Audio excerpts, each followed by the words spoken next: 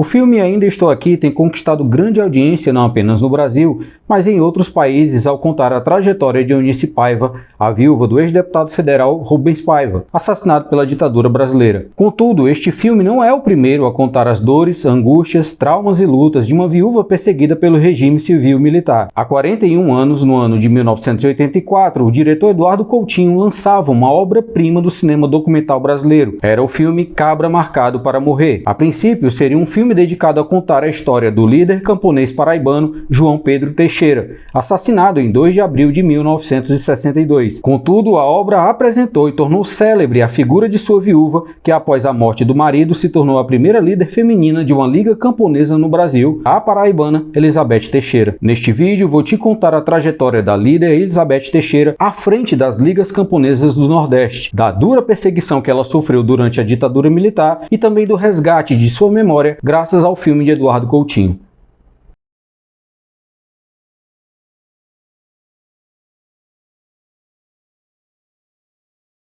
Olá, eu sou o João Emanuel, sou professor de História e tenho como projeto divulgar a história do Nordeste por meio das redes sociais. Com este vídeo, inicio também um projeto de divulgação da história do Nordeste aqui no YouTube. Peço também que possa curtir esse vídeo e compartilhar com outras pessoas. O filme Cabra Marcado para Morrer havia sido planejado para ser uma obra de ficção baseada em fatos e começou a ser rodado ao final de fevereiro de 1964. Contudo, só pôde ser concluído em 1984, uma vez que suas gravações foram interrompidas pelo Exército um dia após o golpe civil-militar de 31 de março de 1964. O filme contaria a história de luta de João Pedro Teixeira, um dos fundadores da Liga Camponesa do município de Sapé, no estado da Paraíba. Todavia, antes de mais nada, precisamos responder a uma pergunta: o que eram as ligas camponesas?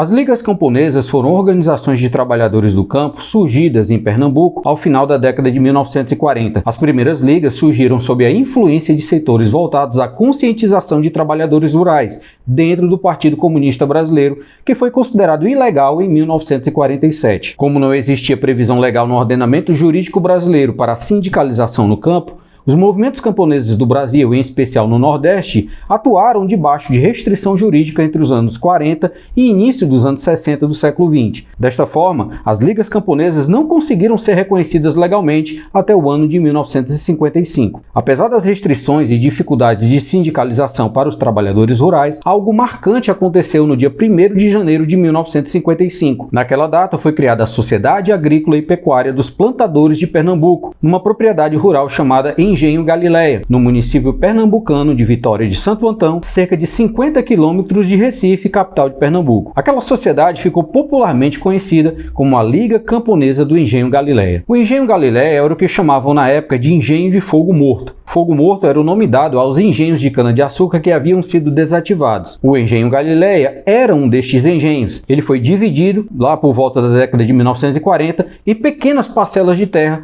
que foram distribuídas entre 140 famílias que arrendaram aquelas porções de chão. Aqueles arrendatários eram chamados de foreiros, que pagavam um valor anual chamado de foro, para terem a permissão de morar e trabalhar na propriedade. Ali, cultivavam pequenas lavouras para sua própria subsistência e buscavam produzir excedentes para vender na Feira de Vitória de Santo Antão e também no Recife. O proprietário do Engenho Galileia era Oscar de Arruda Beltrão, que vivia em Recife. As condições em que viviam as famílias do Engenho Galileia eram extremamente precárias. Seu regime de trabalho também estava sob constante vigilância dos capatazes de Oscar de Arruda Beltrão. Um dos aspectos de tal precariedade era a falta de assistência médica. Caso os camponeses não pudessem trabalhar por motivo de doença e não conseguissem pagar o foro por conta disto, eram imediatamente despejados da propriedade. Este era o principal fator para não se ausentarem do engenho para buscarem tratamento na cidade. Eles contornavam esta situação através do improviso, fazendo medicamentos caseiros para amenizar os problemas de saúde. A precariedade também se refletia na falta de assistência pré-natal às gestantes, fazendo com que os casos de aborto fossem comuns. Segundo o livro História das Ligas Camponesas, de autoria de Zito da Galileia, haviam mães que chegaram a abortar cerca de 4 filhos em sequência. Quando precisavam sepultar seus mortos, outro problema surgia para os moradores do Engenho Galileia. Como não tinham dinheiro para comprar caixões funerários, os camponeses pediam emprestado ao prefeito de Vitória de Santo Antão um caixão que era o único disponível na prefeitura. Aquele caixão era chamado pelos camponeses de lolô. O defunto aqui era enterrado num caixão que o prefeito tinha na prefeitura, que emprestava a gente pra gente botar o defunto lá no buraco e trazer o caixão e entregar na prefeitura. Esse caixão se chamava Lolô. A quase totalidade dos moradores do Engenho Galileia era de analfabetos. Buscando dar educação aos seus filhos, os camponeses pediram ao proprietário que enviasse uma professora para o engenho e abriu uma sala de alfabetização na casa principal. Apesar da filha do proprietário ter feito algumas visitas ao engenho para alfabetizar as crianças, o projeto não continuou. Os pais decidiram então enviar algumas crianças para a escola mais próxima de Vitória de Santo Antão, que ficava a cerca de 10 quilômetros do engenho. Quando soube que as crianças estavam deixando de trabalhar para estudar, Oscar de Arruda Beltrão ameaçou os moradores, informando que a falta de trabalho daquelas crianças iria impedir os camponeses de levantar o dinheiro do foro. Se não pagassem o foro completo, seriam despejados. Em 1952, um ex-membro do Partido Comunista Brasileiro que atuara em associações e organizações da classe trabalhadora nos arredores de Recife se estabeleceu como empregado em um engenho próximo a Galileia. Seu nome era José Aires dos Prazeres, conhecido como José dos Prazeres. Ele fez rápida amizade com alguns moradores de Galileia, em especial com José Hortêncio da Cruz e João Virgínio Silva. Por meio de José dos Prazeres, os moradores do Engenho Galileia começaram a ter contato com a conscientização de sua condição de precariedade. José dos Prazeres os fez perceber que seria possível, por meio da união e organização entre eles, encontrar formas de combater aquela situação de miséria. Logo quando se estabeleceram no engenho, cada família pagava um foro de 220 cruzeiros por pedaço de terra. A cada ano, o valor era aumentado, sem levar em consideração os pedidos de negociação dos moradores. Em 1954, o valor chegou a 1.700 cruzeiros, quase 8 vezes o valor inicial. Naquele ano, José Hortêncio da Cruz não conseguiu o valor suficiente para pagar o foro, oferecendo apenas uma parte ao proprietário Oscar de Arruda Beltrão e se comprometendo a pagar o resto depois. O proprietário não aceitou e José Hortêncio foi despedido, recebendo a ordem de sair da propriedade com toda a sua família. Diante daquela arbitrariedade e temendo que toda a família de José Hortêncio padecesse sem trabalho e comida, José dos Prazeres então sugeriu aos colegas que havia chegado a hora de criar uma associação que há tempos eles vinham conjecturando em suas reuniões. Segundo ele, seria proposto um valor a ser pago pelos moradores de 10 cruzeiros por mês como contribuição para se tornar um sócio da associação. O montante das contribuições dos sócios seria usado para garantir a assistência a quem precisasse. Segundo José dos Prazeres, seria possível, talvez em um futuro próximo, até levantarem um valor para comprar a propriedade de Oscar de Arruda Beltrão. Contudo, eles precisavam de um espaço físico para a sede da sociedade. Foi então que buscaram o apoio do respeitado José Francisco de Souza, outro morador que havia trabalhado como administrador do engenho por 30 anos, quando o engenho ainda era ativo. Ele era conhecido como Zezé da Galileia. Por sugestão de João Virgínio, eles procuraram o Zezé da Galileia, que já se mostrava insatisfeito com o proprietário, uma vez que Oscar de Arruda Beltrão não queria reconhecer os direitos trabalhistas de Zezé pelos 30 anos em que havia trabalhado como administrador do engenho. Foi então que, em maio de 1954, José Hortêncio, João Virgínio, José dos Prazeres, Paulo Travassos e Zezé da Galileia criaram a Liga Camponesa do Engenho Galileia. Esta sociedade beneficente de auxílio mútuo era uma pessoa jurídica de direito civil, de composição não sindical. Criar a sociedade não como um sindicato, e sim como uma sociedade civil, foi uma estratégia astuta dos camponeses do Engenho Galileia, uma vez que as sociedades civis eram previstas legalmente no Código Civil e os sindicatos, além de não terem uma lei que os regesse, eram mal vistos e perseguidos pelos grandes latifundiários. A Liga Camponesa do Engenho Galileia foi criada então com a meta de levantar um fundo de ajuda a todas as famílias, além de erguer uma escola na propriedade, adquirir implementos agrícolas e reivindicar a assistência técnica do governo. De forma amistosa, os criadores da Liga chegaram a convidar o proprietário Oscar de Arruda Beltrão para ser o presidente da Liga Camponesa. Contudo, sendo convencido por seu filho de que as ligas camponesas eram grupos comunistas e focos de subversão, o proprietário do engenho requereu judicialmente o fim da Liga Camponesa e exigiu do Estado o amparo legal e policial para expulsar todas as famílias da propriedade naquele ano de 1954. Diante daquela represália, os líderes da Liga viajaram para a cidade do Recife e foram orientados a buscar ajuda na Assembleia Legislativa do Estado para resistir à investida de Oscar de Arruda Beltrão. Foram avisados que lá receberiam a ajuda do deputado estadual do Partido Socialista Brasileiro, o advogado Francisco Julião. Francisco Julião lhes deu assistência jurídica, impediu que fossem despejados e os ajudou a formalizar a criação da Liga Camponesa em janeiro de 1955. Apesar de muitos relatos atribuírem a criação da Liga do Engenho Galileia ao deputado Francisco Julião, tal informação não procede e o próprio Francisco Julião a rejeitou em seu livro publicado em 1962, intitulado Que são as Ligas Camponesas? A Liga Camponesa do Engenho Galileia foi fruto da luta, resistência e astúcia dos camponeses de Vitória de Santo Antão. Contudo, a participação de Francisco Julião foi marcante porque, além de pleitear na justiça a permanência dos camponeses na propriedade, ele também contribuiu para apresentar, em 12 de junho de 1957, o projeto de lei para a desapropriação do Engenho Galileia, de autoria do deputado Carlos Luiz de Andrade, na Assembleia Legislativa de Pernambuco. Como já haviam famílias trabalhando na terra há mais de 30 anos, Francisco Julião defendeu que aquela propriedade era de fato e de direito não uma propriedade de Oscar de Arruda Beltrão, que raramente visitava, mas sim dos camponeses que beneficiavam o engenho com seu trabalho. Após 2 anos tramitando e sendo reivindicado por frequentes manifestações camponesas em Recife, a Lei Estadual de Desapropriação do Engenho Galileia foi sancionada no dia 14 de fevereiro de 1960. A desapropriação do Engenho Galileia é um marco na história das reivindicações camponesas, considerada uma das mais importantes vitórias na luta pela reforma agrária na história do Brasil. Depois de 4 anos, quando o senhor de engenho perdeu a esperança, ele inventou de vender a propriedade. Aí a gente fuma o deputado e o deputado disse: bem, eu vou botar a questão na Câmara dos Deputados e ver o que a gente pode fazer. Foi um barulho da mulher. Era a briga de 7.000 qualidades. Um gritava: minha gente, não vamos fazer a desapropriação de galé, porque não é desapropriar uma galé, é desapropriar várias galileias, porque daí em diante pegará fogo dentro do Brasil de ponta a ponta. Que o pessoal fica viciado, tá vendo? Vão se organizar e vão pedir os poderes públicos para desapropriar as propriedades. Né? Mas infelizmente a gente ganhamos. Felizmente a gente ganhamos. Os deputados votou com a gente. Os camponeses da Liga do Engenho Galileia ficaram famosos e foram chamados os Galileus de Pernambuco. A luta dos Galileus inflamou camponeses de outros estados do Nordeste, a região onde a exploração sobre eles se apresentava nas formas mais brutais e injustas. Ainda durante a tramitação do projeto de desapropriação do Engenho Galileia, outras ligas camponesas já se formavam em outros estados. Uma delas foi criada na Paraíba no ano de 1958 e foi chamada de Associação de Lavradores e Trabalhadores Agrícolas de Sapé. Ficou conhecida então como a Liga Camponesa do município de Sapé. Um de seus fundadores e primeiro presidente foi o ex-sindicalista e operário João Pedro Teixeira.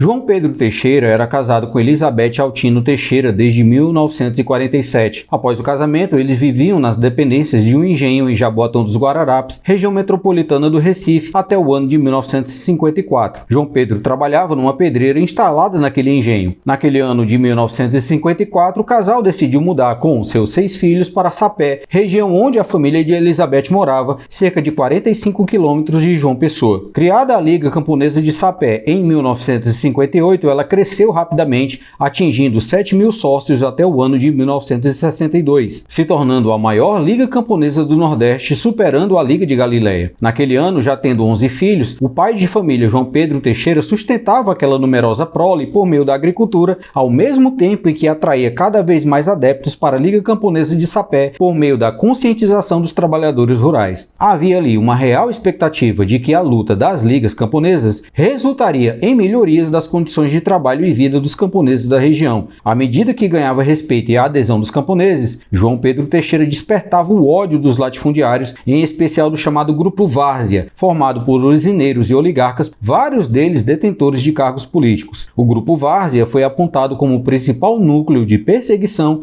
à Liga Camponesa de Sapé. Entre 1958 e 1962, João Pedro sofreu ameaças, ataques à sua residência e prisões arbitrárias. No dia 2 de abril de 1962, João Pedro Teixeira foi assassinado em Sapé, estando com 44 anos de idade, emboscado e fuzilado por 2 policiais militares e um vaqueiro. Eram eles o policial Antônio Alexandre da Silva, também chamado de Gago, o policial Francisco Pedro da Silva, conhecido como Chiquinho, e um vaqueiro de nome Arnaud Nunes Bezerra, funcionário do usineiro e suplente de deputado estadual Aguinaldo Veloso Borges. Elizabeth Teixeira só soube do assassinato do marido no dia seguinte. Em março de 1963, a instrução processual sobre a morte de João Pedro foi concluída, apontando que os mandantes foram Aguinaldo Veloso Borges, Pedro Ramos Coutinho e Antônio José Tavares, todos grandes proprietários e membros do Grupo Várzea, e a autoria material foi atribuída aos 2 policiais e o vaqueiro. Contudo, nenhum deles foi condenado. Para escapar do processo, Aguinaldo Veloso Borges, que era apenas o 5º suplente para o cargo de deputado estadual, entrou em acordo com os outros suplentes de seu partido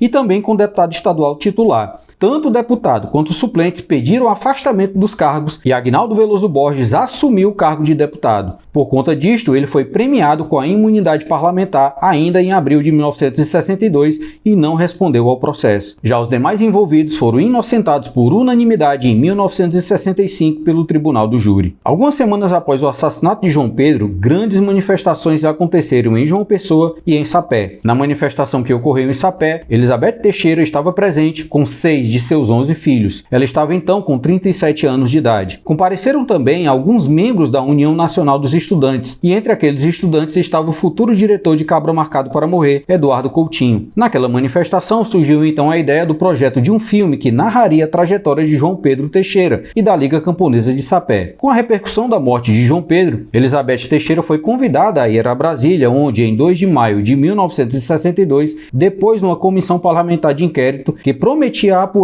a violência e repressão que se espalhava nos meios rurais do Brasil. Havia uma brutal reação dos grandes latifundiários contra a luta dos camponeses pela reforma agrária. Aqueles debates contribuíram para o que veio a se tornar o Estatuto do Trabalhador Rural, aprovado em 1963, dentro do projeto das reformas de base do governo João Goulart. Segundo a própria Elizabeth Teixeira, o presidente João Goulart lhe encorajou a assumir a presidência da Liga Camponesa de Sapé, substituindo seu marido assassinado. Ao aceitar, ela se tornou a primeira mulher a dirigir uma liga camponesa na história do Brasil.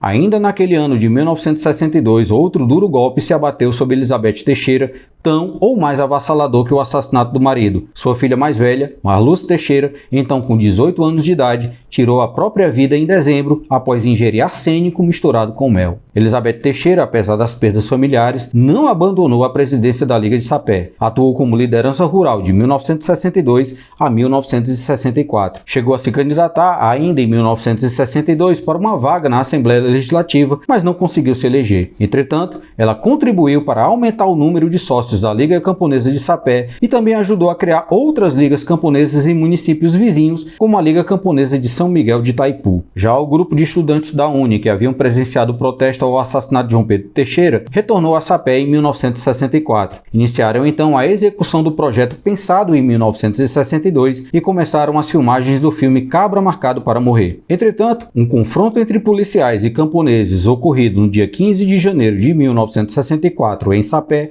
deixou um saldo de 11 pessoas mortas e fez a região ser tomada por policiais militares. A equipe de filmagem e a direção da Liga Camponesa mudaram de ideia sobre gravar o filme no próprio município de Sapé. Foi então que decidiram consultar a liderança da Liga Camponesa do Engenho Galileia, em Pernambuco, para usarem o engenho como locação para as filmagens. A direção da Liga de Galileia aceitou e todos se deslocaram para Vitória de Santo Antão, iniciando as filmagens em 26 de fevereiro de 1964. Estando com Galileia já entregue aos camponeses e como haviam estabelecido um regime de trabalho moderado, sem cumprir horários para nenhum patrão, os moradores de Galileia tinham bastante tempo livre e aceitaram se tornar os atores que iriam interpretar os personagens do filme. Já Elizabeth Teixeira e seus filhos iriam interpretar seus próprios personagens. Até o dia 1º de abril de 1964, cerca de 40% do roteiro havia sido gravado. Entretanto, um dia antes, em 31 de março, aconteceu o golpe civil-militar em Brasília. E imediatamente, já na manhã seguinte ao golpe, foi enviado um destacamento do exército que invadiu o Engenho Galileia. Os principais líderes da Liga Camponesa e parte da equipe de filmagem foram presos. Rolos de filme, equipamentos e até as páginas do roteiro foram apreendidos. Todo o material só não foi perdido porque a maior parte das gravações já havia sido enviada para um laboratório de revelação no Rio de Janeiro. Ao noticiar o que estava acontecendo em Galileia, os jornais repercutiam que um filme subversivo patrocinado pelos cubanos havia sido impedido pela Revolução de 64. Elizabeth Teixeira, que atuaria no filme, fugiu com parte da equipe e retornou a Sapé. Contudo, sua vida, que já era dura e sofrida até então, se tornaria quase insuportável nos eventos que se seguiram. Ela foi presa e soldados incendiaram sua casa. Permaneceu detida por 8 meses, sendo posta em liberdade em dezembro de 1964. Enquanto estava presa, os outros 2 líderes da Liga Camponesa de Sapé, Pedro Inácio de Araújo e João Alfredo Dias, o Nego Fuba, foram assassinados em setembro. Ao saber disso, Elizabeth percebeu o grande risco que a vida de seus filhos e demais familiares estava correndo. Ela entendeu que o regime civil-militar de 64 não descansaria até apagar do mapa as ligas camponesas e exterminar todos os seus líderes. Isto seria não só um grande risco para ela, mas também para os seus entes queridos. Foi então que, acompanhada de um dos filhos, chamado Carlos, e mantendo um outro filho chamado Abraão informado sobre seu paradeiro, Elizabeth fugiu,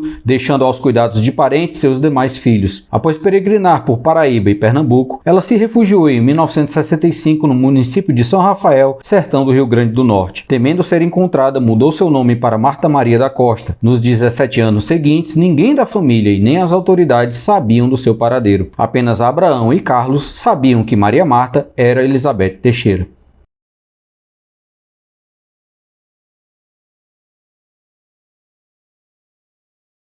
Aqueles 17 anos foram também os anos em que as gravações do filme de Eduardo Coutinho ficaram paralisadas. Aproveitando a parte do filme que havia sido salva em 1964, o diretor resolveu não desistir do projeto e trabalhar para concluí-lo. Em 1981, ele retornou ao Engenho Galileia na busca por remanescentes do projeto original. Percebeu então que poderia finalizar a sua obra não mais como um filme de ficção, mas como um documentário. Chegando primeiro ao Engenho Galileia, Eduardo Coutinho encontrou ex-membros da Liga Camponesa que haviam participado das gravações de Cabra Marcado para Morrer. Realizou a exibição do material gravado para eles, coletou depoimentos e anotou informações. Descobriu que Dona Elizabeth Teixeira nunca mais havia sido vista, nem em Galileia, nem em Sapé. Por meio dos depoimentos e contando com eficiente equipe e acurado faro investigativo, Eduardo Coutinho descobriu o paradeiro do filho de Elizabeth, Abraão, que morava então no município de Patos, na Paraíba. Por meio dele, o diretor finalmente encontrou Elizabeth Teixeira no município de São Rafael e descobriu que ela havia mudado o nome para Marta Maria. Dona Elizabeth havia conseguido se sustentar graças a serviços de faxineira, lavadeira e professora alfabetizadora. Nela, Eduardo Coutinho percebeu que não havia sido apagada a chama da luta política. Elizabeth a mantinha acesa, auxiliando o Sindicato dos Trabalhadores Rurais de São Rafael. Foi então que o diretor percebeu que finalmente podia fechar o ciclo e realizar seu sonho de contar a história de Cabra Marcado para Morrer. Após ter encontrado Dona Elizabeth, Eduardo Coutinho pesquisou, investigou, viajou e reencontrou os demais filhos dela entre os anos de 1981 e 1983. Em virtude do processo de abertura, anistia de perseguidos e desmantelamento do regime ditatorial ocorrido durante o governo de João Figueiredo, ela finalmente pôde reassumir o seu nome de batismo. Percebeu que poderia voltar a viver como Elizabeth Teixeira e não mais como Marta Maria. Cabra Marcado para Morrer foi lançado em 1984 e alcançou sucesso imediato. Hoje, este filme é considerado como uma obra-prima do cinema documental brasileiro. Na cena em que a equipe encontra Dona Elizabeth, podemos ver uma mulher cansada, triste e abatida por todos os sofrimentos que o regime havia lhe infringido. Contudo, ao final do filme, na cena em que Coutinho e equipe se despedem de Dona Elizabeth Teixeira em São Rafael, podemos ver o brilho de uma liderança do campo reaparecendo em sua feição. Uma espécie de ressurreição daquela líder camponesa salta aos nossos olhos. A mesma necessidade está na fisionomia do operário, do homem do campo e do estudante. A luta que não pode parar. Enquanto se diz tem fome e salário de miséria, o povo tem que lutar. Quem é que não luta? O melhor dia de vida. Tem que lutar. Quem tem condições, né, seu neném? Que tiver sua boa vida, que fique aí, né? Eu, como venho sofrendo, eu tenho que lutar até hoje. Eu tenho que dizer, é preciso mudar o regime, é preciso que o povo lute. Porque enquanto tiver esse regime, sim, essa democracia tem aí. Democracia sem liberdade? Democracia sem liberdade, democracia com salário de miséria e de fome, democracia com o filho do operário e do camponês sem ter direito a estudar, sem ter condições para estudar.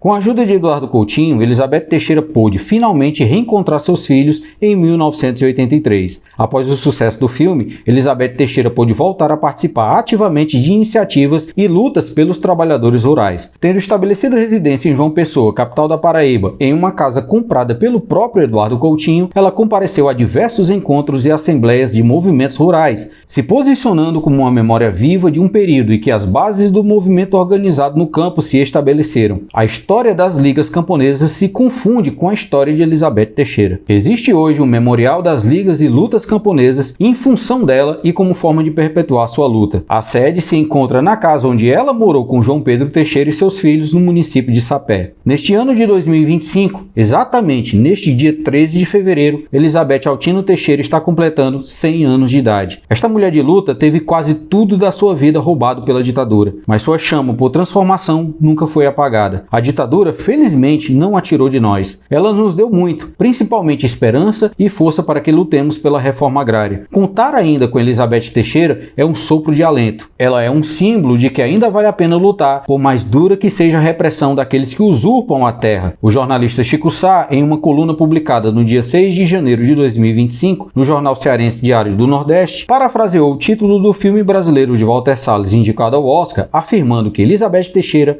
ainda está aqui. Já em matéria de 16 de janeiro de 2025 do site do Memorial das Ligas e Lutas Camponesas, Elizabeth Teixeira é chamada de uma mulher marcada para viver. Eu não consigo afirmar se isto é destino, se é mera coincidência ou se a história às vezes nos presenteia com pequenas gotas de justiça, mas o que sei é que neste ano de 2025 estamos vivenciando um momento em que os nomes de duas grandes guerreiras e sobreviventes de nosso mais recente regime ditatorial estão em evidência: Eunice Paiva e Elizabeth Teixeira. Eunice Paiva nos deixou no ano de 2018. Já Elizabeth Teixeira, a mulher marcada para viver, para nossa alegria e celebração, ainda está aqui. Eu gostaria de fazer a você um convite para que nos unamos aos nossos irmãos paraibanos e também comemoremos os 100 anos desse símbolo feminino de luta. 100 vezes viva a Elizabeth Teixeira.